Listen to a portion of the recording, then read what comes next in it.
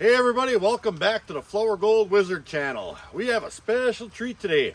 A guy I know just bought some property maybe an hour and a half or so from here, and the guy he bought it from says there's gold on the creek that runs through his 40 acres. It's a little spotty, but he's yanking up some pretty nice pieces. Nice pieces of gold around here. Well, we're gonna find out. I like to show you guys what I like to pack when I'm going on a little prospecting trip somewhere I've never been before. You never want to bring all your gear, but you definitely want to bring some of the essentials. And it just started raining. Looks like we're going to be working in the rain all day. So let's take a look at my backpack. Now, when I say the essentials, I mean just enough equipment that you can move from spot to spot to spot, being effective at the same time. Who knows where that gold could be, if it's even there. But if you're going to go try out new spots, you might as well make a solid effort out of it. So, first thing on the list, a pan. I'm going to bring a couple of pans. Just because if I find something cool and I don't want to lose maybe some flour gold, it might be floating around a little bit, I can always pan into another pan, and they stack together so it doesn't take up any more room to take two pans versus one pan. We'll throw that in my backpack. I also have beef sticks, extremely important. In the backpack you go. We have some bug spray here. The bugs this time of year are intense, especially those giant mosquitoes that are this big. Hopefully this helps for that. And we're also going to bring a snuffer jar, just in case we hit the mother lode. I'm going to bring a classifier. You know, a lot of times some of my best gold deposits are going to be in the clay. And this baby here will destroy clay. You put a big old lump of clay in there and swish it around in here. You're going to get all the gravels out of it. And that clay passing through all these small holes in the classifier won't have much of an opportunity to hold on to the gold, well, as much as a big clump would in your pan. So these are going to come in handy real quick, real good, and just slides in a 5-gallon pail. And you can move a lot of material if necessary. And it doesn't take up a whole lot of room if you put it in a pail and you're going to bring one anyway. And on days like today where it's raining, I have some rain gear. Nothing worse than being out there, even if it's 60, 65 degrees and it's pouring rain on you all day, you're going to get cold. I mean, I like it about 50, 52 degrees most days because I don't care for the heat. But 65, even 70, and you're getting wet, you're going to be cold. So bring some rain gear, even if you have to leave it in the truck. And other than this shovel right here, that's about all we need. Everything fits in my backpack. I have one hand for my shovel and one hand for my pail and classifier, and everything else we have. Oops. Just in case we get thirsty doing all that hard work. You always want to stay hydrated. That's right. Well, we're all packed and ready to go. Let's go see if we can find the next big thing. Well, we made it. Now we got to go down into the cedar swamp there. So far, so good. He said this whole creek is winding through a cedar swamp. And if you get a hold of the sloughs in the area here, where it widens out just a little bit in high water, the water isn't moving so fast. He said that's where that guy's been doing pretty darn good. And the mosquitoes are thick out here, so I'm going to go ahead and put on some Maxi DEET, 100% DEET. Those mosquitoes don't stand a chance. I've been using this stuff for quite a while, and it works really well. So I'm going to get my gear on, spray up, and then we're going to start hiking. All right. You and me are both looking at this little creek here for the very first time. This is the first time I'm laying eyes on it. And this is some cedar swamp, let me tell you. But it looks good. The water is crystal clear and there's gravels down inside of there.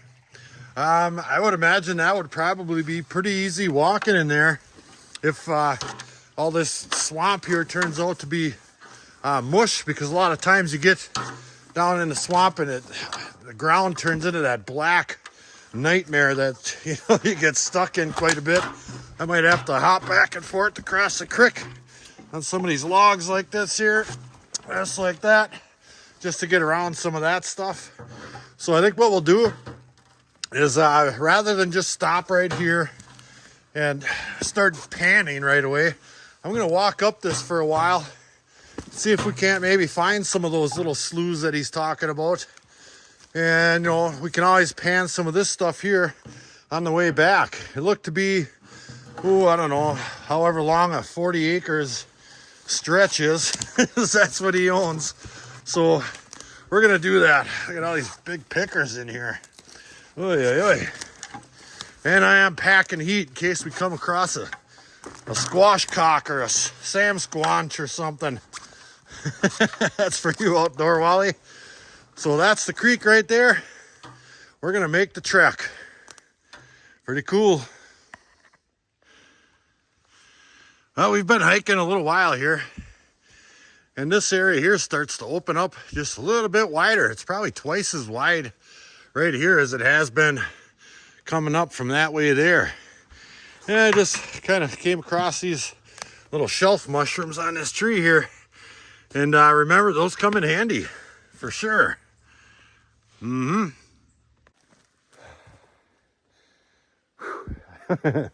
gotta tell you, it doesn't look very thick in here, but it's tough walking.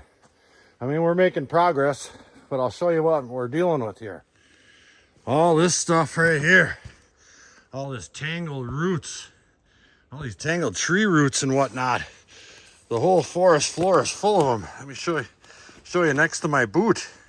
I mean, you get every single one. You can get your boot underneath darn near, and they'll trip you and catch on the sides of your shovel and your pail and this and that in your boots. So yeah, it's slow going, but we're definitely making progress. I haven't seen anything spectacular out of this creek yet, but I mean, it's definitely got nice flow. No drops in elevation yet. So let's keep moving. Well, we've been walking and crawling and it's all the same. However, the creek is getting wider. Every once in a while, a small little feeder creek pushes into here, maybe 1 or 2 feet wide, but it's still, they're all adding a little bit more water. And I came across this cool little bridge and a precious artifact, just like up at the beach. Well, we came from that away and came up on this here wooden bridge. I don't know how old this thing is. It feels mighty mushy, that's for sure. And underneath this bridge, there's an old bridge.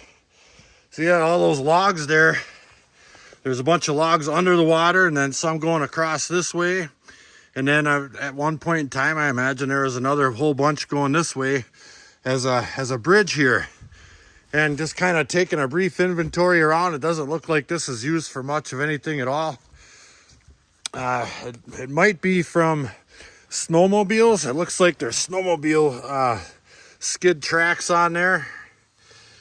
So that could possibly what this is, an old snowmobile trail or something. But like I said, it doesn't look like it's been used in a mighty long time. And I found an old kerosene can. Now, this baby is mighty old. It's just kind of laying over there in the muck. Another historical artifact that we should preserve and stop all mining activities. There's the top. Yeah, you can't really get a good look at what it says on there or anything, but I would be willing to guess that this is an old kerosene can. So I'm not really sure what the heck we're gonna do here. Oh, look what I see. There's a camera right there. Right there. Hey there, camera.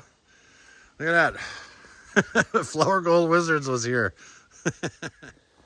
Well, I'm not sure if this spot is exactly for me or not. I mean, I sunk my shovel in a couple of times and it's just nothing but muck. As far down as I can get my shovel and be able to get it back out of there, because there's a lot of suction when that stuff fills back in.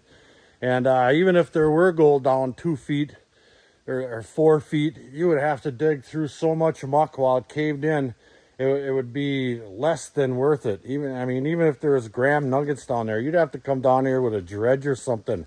So I might get back to where we started and go the other way, because on Google Maps, This location shows some elevated sides, which is leading me to believe that there would be gravels and a hillside or something that the creek would be washing the sides off of and concentrating material in the creek.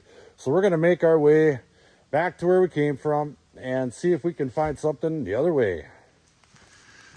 Well, that other side was a bust too. So we went to a completely different spot. I'm doing some hiking here, more hiking. And we're on a slightly larger body of water here. And this stuff is associated with bedrock. You can see there's the bedrock right here. And this whole hillside here is solid bedrock. And if I take a little walk right over here, let me get over this big branch. There we go. You'll see that the other side is also bedrock. Big old cliff right there. Well, it's not a cliff, but it's a solid bedrock hillside. And I'm standing on bedrock. So underneath that water right there is bedrock. That's encouraging, especially if the water ever goes down. It's pretty darn high right now. And that might be something we could do a little bit of sniping here. This is pretty darn remote. I mean, really remote. I wasn't sure if this road was gonna do it for me, but it was quite a long 2-track through the woods. But I can't believe it came right out to this spot here. And it looks like, if you know the area, you know that this is a pretty cool little spot here. It's a little camping site. Look at here. So somebody else has been out here too. And I doubt it's kids because there's no garbage laying anywhere. I caught a little bit of this, a little bit of that. But other than that, I mean, they've kept it pretty darn clean, thanks. And one of their little fires here is right on a bedrock shelf, leaning, kind of jetting out into the water there, and it goes right back up into bedrock over there. But I was already down here for a little while, and I wasn't sure if I was going to bring my backpack and camera and all that. So I went back for it, and I'll show you where I got a pan out of. So if you take this down this way, oh, let's see here. It's nice back in here. Easy walking. And wait till you see this gravel deposit I found. Ooh, it's a nice one. For sure. There's a little log going across for making a dam, possibly. Like I said, once this water goes down, this is going to be really nice. Matter of fact, some of this deposit right here would probably be exposed. Now this is as far as I made it. Right here. Here's my shovel in the water already. And I have a pan full. Right up and out of there. Look at how black that material looks. That might be something good. I haven't even pinched it yet to see if there's any clay or nothing in there. It's kind of clay-y. It's not too sticky, but I can tell it's got some organic aspects to it for sure. So I'm going to set my camera up and we're going to do a little bit of panning. Look at this deposit. Let me get down in the water here. Now I took that pan out of right where the shovel sits, under this big cedar tree leaning over the water. But it's nice and shallow in here, and I'm walking on a really, really thick gravel deposit, and all this stuff is sitting on bedrock right here.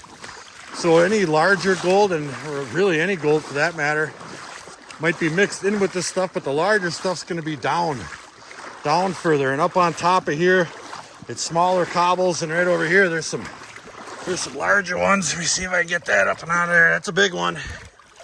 Yeah, it's bigger than I can pick up with one hand, and it's heavy.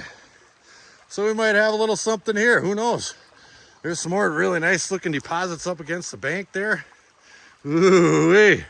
All right, let's pan that one out over there. See what's in it. All right. Get that stuff slurried up nice.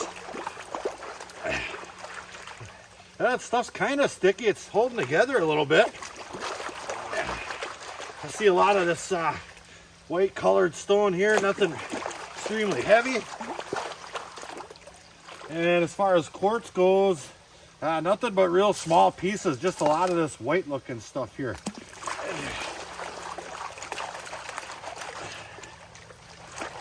Get all that out of there. And if we find good amounts of black sand in here, we stand a good chance of finding gold. We are definitely in a gold bearing area. And we'll get those last couple out of there. And we'll be gentle here at the end. All right, let me get this up a little closer to my head and we'll take a little look. All right, here we go. There's no sun out today. It's still raining. It makes things extra glary. But it does look like there's a really good amount of black sand in there. Look at that. Oh, heck yeah. All right, I know the camera is picking this up quite well, but I can't see where at the darn anymore. So I'm gonna do this over there. Well, there wasn't one speck in that pan. There was lots and lots of really super powder fine black sand, but no gold. Now, that doesn't mean there isn't gold here. Now, if you watch Gold Rush and all those shows like that, they'll tell you that you got to get down to the bedrock. And this particular river right here, or creek or whatever, really gets raging at times, and it's forcing that gold down, deeper and deeper. And it wouldn't surprise me at all if most of it is sitting down or close to that bedrock. But I would guarantee you that there'd be a certain amount of that stuff in these upper layers here, given the right circumstance. It's just a matter of look. It's in the numbers. You gotta look here, there, and here again. There could be good gold 2 feet away from me right there. So I'm gonna poke around here in a couple of different spots. Maybe we'll look for larger black sand. You just pay attention to your material. That'll lead you to the gold.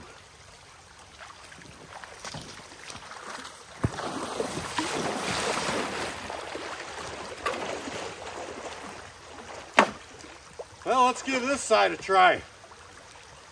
Sure couldn't hurt nothing. Now, I mentioned before that this area has been gold mined before. Now, they sunk some shafts in not far from here, looking for gold associated with gold and sulfides in relation to a greenstone belt around here. And there are naturally occurring, let's say, quartz placer deposits, etc. And you know, it's a numbers game, and we're playing the numbers at all times. I mean, we're not going to dig down and look for gold and sulfides or any of that. This is what we do right here.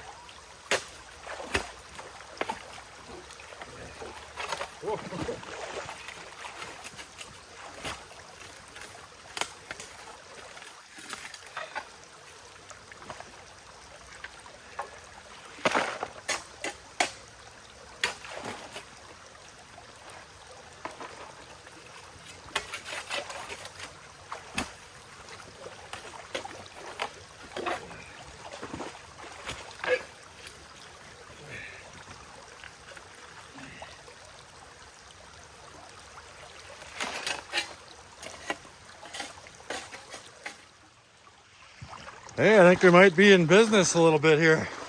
I got down to some brown clay. Look at that. Just on the tip of the shovel. That's actually 2 shovels in there, and I had it on both of the tips of the shovel right there. It's kind of sticky, brown and stankin'. That's where I find the gold around these parts. So let's pan that baby out. See what's in it. Hey. Wait till you see what we found in that one. It's good. Ooh, yeah, here, Skeeter. It's pretty darn good if you ask me. Let me see if I can get this to where you guys can see it too. Everything around here is so darn unlevel. Look at there's some gold right there. I'm holding that pan with one hand. Now they're small and I can't feel them, but they got a little bit of shape to them. There's probably 3 or 4 pieces in there. And look what else popped out of there that's interesting. These pieces of lead right here. Big flat flakes of lead. Let me see if I can get that picked up. See that? There's 4 or 5 of those in there. Get that back under the water so you can see them. So we are definitely in where the heavies are collecting. And I do believe that clay right there is exactly the layer we're looking for without having to go all the way down to bedrock, because I am getting exhausted. We did so much nasty hiking in that swamp today. My legs are getting tired. It's hot and muggy out here. And I think my mosquito spray is starting to wear off a little bit, at least on top of my head. But I'm definitely going to do a few more pans. I'm going to keep punching down in that same exact hole, see how deep that clay goes down. And heck, maybe we can get ourselves a picker out of there. I'm going to probably also poke around on this shoreline here and see if I can't find, to see if that clay deposit keeps going up and down or out this way or whatever. Because it's always been my best locations in that clay. So let's go ahead and do that. Maybe we can come up with something fantastic.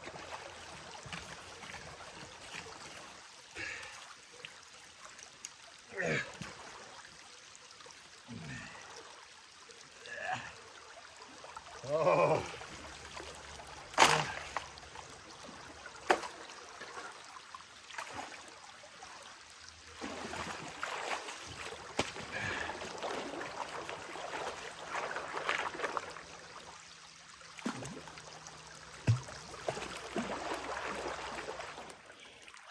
Well, it's confirmed. More lead right here. Let me get that underwater. And more gold. There's a couple more small pieces of gold right there. Them are super, super small. But there's a slightly larger one, maybe a couple of them. But look at this lead in there. That lead is really old. It gets that white, I don't know if they call that a patina or whatever on there. It kind of looks orange in the middle. Let me flip that back over one time if I can. Come on, focus, you. Yeah, see that? I'm gonna save that. I don't have my glasses, but it kind of looks orange or gold or something in the middle. I'll hang on to that. But the good news is there is 100% gold here. Now, is it gonna be concentrated in layers? I can quit my job and come down here with a couple of 30 packs and just hang out? Probably not. But I do believe we know the depths it's going to be at. This particular body of water turns up that top layer, I'm guessing, but it keeps that clay up against the banks there intact. And I think that gold is settling down, all the float gold right on top of that, getting stuck in there. Same as everywhere else. What really excites me about this spot is up there where that bedrock goes like this. Now, hopefully, if it ever quits raining around here, the water levels will go down. I could do some sniping up in there. I've got, I've got some pretty cool sniping tools here, some hand suction pumps and this and that, and, a snorkel. What else do you need? So I'm going to take a couple more pans out of, I'll leave that hole alone. I'm going to move up that way just a little bit. Let's see if we can't reproduce these results. Well, we were just right there. We moved up here about 25 feet, and I took a big fat 2 spoonfuls deep shovel full out of there, and we got gold again. Tons and tons of black sand. 4 pieces of gold. They're super duper small. See that right there? And then up at the top, right up, well, they're tough to see. But I did find this, which I haven't seen much of around here at all. This is some quartz right here. It's got a really chopped up layer connected to it with different colors of whatever mixed in with it. And then on the other side is this real milky white, well, quartz. I just haven't been seeing a whole lot of quartz in the area, so it was nice to come across that. But the most important thing, there's gold there. Gold indeed. Now, it didn't start off all that great. That spot I got hooked up on turned out to be nothing but muck and tough walking. Who knows? Maybe up another mile or half mile or whatever. It could have been, some gravel deposits or something there. It just wasn't there where I was. So we moved around a little bit. That's what you got to do. Keep moving around. And we found a spot. And I think this spot has potential to be one of the best we've ever been to as far as potential goes. Having that big bedrock bowl over there, ooh-wee. I think we're going to be spending some time down here this summer. So I want to thank you guys for coming along. I hope you guys enjoyed it. I certainly did. Well, the walking part, maybe not so much. So, until the next episode, like, share, subscribe. Please do leave a comment. It helps build our channel. Check out our Patreon page in the description box below. Flourgoldwizards out.